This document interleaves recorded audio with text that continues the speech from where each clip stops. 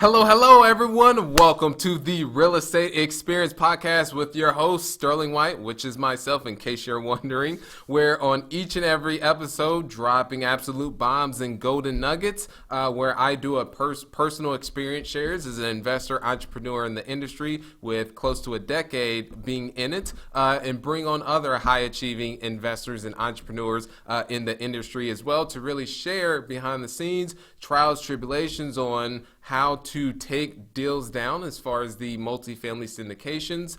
In addition to that, the successes and hope that you can replicate those, and also the mistakes and pitfalls that they've encountered in myself for you to avoid those, because I'm a firm believer that yes, it's good to learn from your own mistakes, but it's even better to learn from others. So, and next steps, those of you on YouTube, don't know if I mentioned this already, but I'll keep saying it over and over, is that go ahead and hit that subscribe button and notification bell so you can be informed moving forward. And everyone else on other platforms, go ahead and leave that rating, such as iTunes, WorldStar Hip Hop, Stitcher, and so, yes, there we go. Almost forgot what I was going to say. But yes, leave that rating. It would really mean the world to me, because I do look at your feedback that you have, because always looking to get others' insights and perspectives of how to improve, because I know what I do now. In the future, I will evolve in maybe the production, the content in itself. So go ahead and drop below on topics that I may not have covered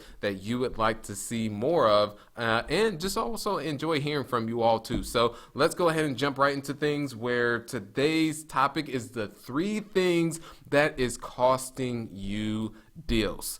And let's jump right into it. The first one is not following up, you guys. This was an absolute game changer for me, is understanding that this is the greatest sales secret, and shout out to Jared Glant, who mentioned this being the greatest sales secret, because it definitely is. And this is the holy grail of what, and this is my personal experience share, that really separates the newbies from the novices from the amateurs from the pros, and the pros to the actual, the mastery is this is the principle, is the follow-up, and it comes another overarching principle is that even when you're buying, you're still selling. It is all sales at the end of the day. And so the first one is not following up. Is that it takes between the 6 to 8 attempt oftentimes, especially when you're going direct to owner, or maybe they've hit your website, or maybe they called you and you weren't able to pick up when they called you, is that it takes multiple attempts just to re-engage and get in contact or back in contact with that individual. So that's having a longer term mindset. And what I mean by this is following up. I had one individual that reached out to me, and they said the direct mail route, the channel that they're using to market, to prospect, to buy deals isn't working. I asked them the follow-up question, all about the follow-up, is that how many times have you hit the list? And they mentioned, yeah, I've only done it once. Said, oh, well, there is your answer from that. Is it's consistency, persistency, and the follow-up. And when you're following up is to be creative, because if you're constantly following up saying, now you're interested in selling your property, now you're interested in selling the property, that person will say, hey, go ahead and put me on the do not call list. However, if you're following up, one time you're sending a happy birthday card. This is one thing that I use, is happy birthday cards. Even on the wrong days, is just a way to get someone's attention. Rubik's Cube, many of you know about this, and with a small note that says, hey, let's figure this out. Whether you're reaching out to them, sending over, hey, just thought about you, in terms of there's a local meetup here, thought you would be a good, in terms of a speaker to share your story. So using all these different ways to follow up, because if you're just, as mentioned, using that same message, that person will get very frustrated. But if you're being, I like to say, the value-based follow-up is vitally important. So that's the first one, is just not following up. First, many people don't even make the call or make the attempt to whatever channel that they're using, whether that's brokers or agents, is a way to have them send you over deals, or you take the route and going direct yourself. So that's what not following up. And the second one is no structure, and you're just winging everything. And it's good once you start, and that's exactly how I was able to accomplish things, especially is very scrappy. But however, once I put structures, processes in place, that allowed me to not have to go back and say, what did I do this time? Or what do I say when they counter with this? And what I mean is when making the cold calls is there's always a structure to each and every call. And those of you, go ahead and visit sterlingwhiteofficial.com. One more time, that is sterlingwhiteofficial.com to get the guide where I go into these different elements of everything you really need to know to get started in multifamily investing. But in essence is with this, going back to it, is having a process where there's your greeting. Hey, this is Sterling White. Is Jack... Well, excuse me, let me reverse. So this is why you do role playing too, is a way that, because sometimes you can get a little rusty, and I do this on a daily basis with our team. So it's, hey Jack, Sterling here, did I catch you at a bad time? A lot of times they say, well, it depends on what this is regarding. Hey, completely understand this call is out the blue. The reason for the call, now you're shifting into your reason for the call. And then after your reason for the call, you're going into your fact finding, and you can say this is qualifying as well. It's different terminology and lingo for this. But in essence, this is where you're able to get some engagement and really determine if there is a need and a problem for you to solve. Meaning is, if you, they allude during this fact finding, they say not interested in selling their property, you follow up, I knew you'd say that before I even called. Let me ask you this, if we were able to offer the right price to you, then would you consider? And they say, well, yeah, I'd be willing to sell for the right price or way above market. Then that's a good indication there's really not a need and a desire. However, if you call the person, they say, yeah, of interest, I actually just vacated the property. It's been an absolute pain. I've relocated to Florida and I just want to go parasailing or whatever they want to do. That's a clear indication there is a motivation. So that's what you're doing in the fact-finding qualification. And then depending on how your system is set up is, for me, is appointment is set once they meet specific triggers of them being motivated to sell. And then the appointment is now set with me to then hop on the phone call and then take it to close, which is ultimately going to the property, submitting a letter of intent, and then everything else from that, going to contract, doing the due diligence. But that's what I mean in terms of just having a structure, and that way you replicate it each and every time. Game changer for me, because I was on all of my calls, I was always winging them, had no clue. I had a sense of where I wanted the call to go, but I didn't have a script, didn't have a process, and I was so against having a script. I was like, I'll be completely fine. I don't want to sound like a robot. But the script, one, allows you to have a guideline because there's so many unpredictable things that happen on these calls. And then also, once you push yourself up, you could just hand it off to the person that you hire. And that way you're not having to think, and then now they're trying to wing things on the go. And with employees and teammates is you got to set that standard and have them, I wouldn't say in the box, but parameters that they can work into. If you're trying to have them figure things out a lot, then that can definitely cause you frustrations. I'm just speaking from my perspective on that. So that's the second, is no structure and just winging everything. And then the last but not least is the mindset. This is the reoccurring thing, and I know you guys hear each and every on majority of these episodes that I do, and bringing on other guests too, is we focus a lot on mindset because I'm a firm believer that it really starts with that, because there's people out there, and maybe you on the other end is you haven't been able to get that first deal, or maybe even transition from single family to multifamily, and you're in analysis paralysis mode. You're on YouTube University is one thing that I've heard, and I like using that term. And it comes down to mindset. Maybe you don't believe you're able to do it, that you need a large amount of cash, that you don't have the experience. All these different things that you're tapping into is a way to limiting beliefs.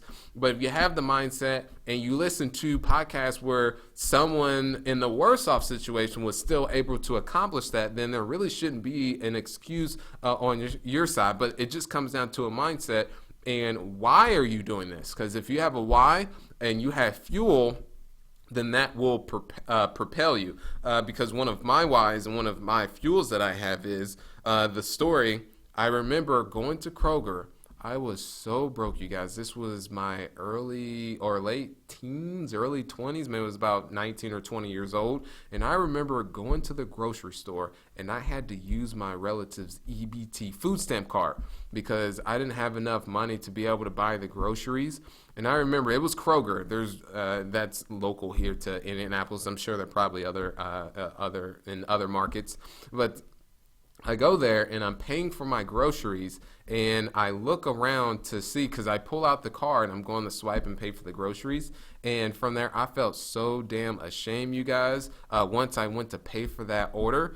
And this happened several times and I knew that that was the fuel I needed, that I don't want to go back to this. And it's fine. People who are on government assistance, you do that on your side, not knocking people, but I knew that was not for me. So that was one of the fuels that I needed. And then also the environment that I grew up in just wasn't the greatest. So I knew I didn't want to go back to that as well. So this mindset to have is the abundance versus having a scarcity mindset. And what I mean by the abundance mindset is always knowing that there is another deal, and there's a deal in each and every market. And also that you, when you're having this mindset, is that let's say this deal doesn't work for you, that you know there's just another one that's going to come along, a bus 15 minutes later after that with another deal that you can prospect and underwrite, and maybe this one will work. If not, there's another one. So versus the scarcity mindset is you're focusing on these leads where the numbers may not pencil out, it's in a not so good location, and you're trying so hard to make this work because you have the scarcity mindset, not knowing that there's an abundance of deals out there. In today's market, you may have to prospect even more in order to get those. However, the same case is just having the abundance, knowing that there is plenty of opportunity.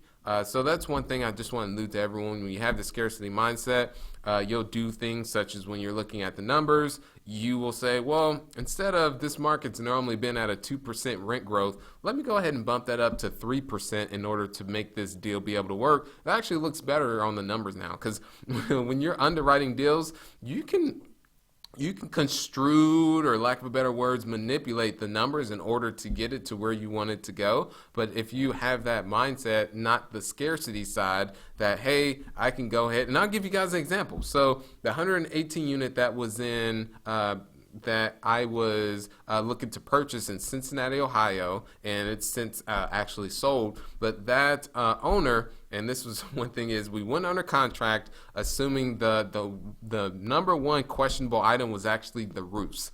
The roofs, the owner had been patching them for the duration of when they owned it, and it was a while, over 10 years since they had owned it, and that should have been a red flag for us that, hey, instead of assuming in our underwriting that we could patch the roofs, that we should assume that, hey, we've actually got to replace these. However, hindsight 2020, but now we go under contract and we're walking all the units. One thing I want to mention, everyone, when you're walking 118 units, bring a snack because that is a very long day. So we paid about $10,000 in terms of the fees that went out, the lender fees, to have an inspection, an engineer to come out, all of that. And so on the second floor of each of these units, there was a leak in the ceiling. So we ended up getting roofing contractors up there, and all of them mentioned that, hey, I would not feel comfortable patching these roofs. You actually need to replace all of them. So from that, blew out of our budget. We went back to the salaries that I told you guys from the beginning. I'm not budging in terms of my purchase. So we actually ended up going back to the numbers and said, hey, well, actually, we can push these rents up a little bit more than this. And we started looking at, hey, don't have the scarcity mindset. There's another deal, just 15 minutes, not 15 minutes, but there's another bus that's coming 15 minutes later. And that's just an example, you guys, with another deal. So having that abundance mindset, and we just moved on, got a mutual release from the contract, and someone else ended up buying that and overpaying. So that's what I want to allude to is the three things that are costing you deals. One, not following up. Got to follow up. Follow up, follow up, follow up. The second is having the abundance versus scarcity mindset. And the third, gotta look at my notes, is not having a structure in terms of processes when you're doing the outbound or the prospecting to be able to find the deal. So there's that. And let's go ahead and go into, normally we do like a book recommendation or even a documentary, but today it's going to be an interview. So this was one with Tony Robbins and Michael Phelps. You can just go ahead and visit on the YouTube. You can just type in Tony Robbins, Michael Phelps, and the interview comes right up. But the thing I really enjoy about, I always allude to documentaries and really just understanding other people's mindset, especially of that caliber of a Michael Phelps in terms of one of the top Olympic athletes ever, is I believe he's got, and don't go ahead and drop that below if you guys know this, that he's won the most in events and also overall in terms of gold medals. So definitely drop that below if you guys know that. But the first thing was that I was able to pull from him is this person put in the work, because a lot of times many people just see the overnight or them getting that gold medal or taking down a apartment deal, but they don't see all of the work that led up to that point. So there was points in time where he would practice 6 to 7 times per day. That is a lot in terms of, but that's just putting in the work, and that allowed him to get to where he was. So that's point number one. The second is he would do the same thing that Michael Jordan would use. And also Me Too is, but not, I mean, how they do it is definitely on a different level, is taking the smallest negative experiences or someone saying that they can't do something and then blowing that up to use that as fuel. That's what Michael Phelps would do himself. And then last but not least is the power of visualization. Visualize with me, you guys. Visualizing what? I have no clue, but just wanted to visualize there.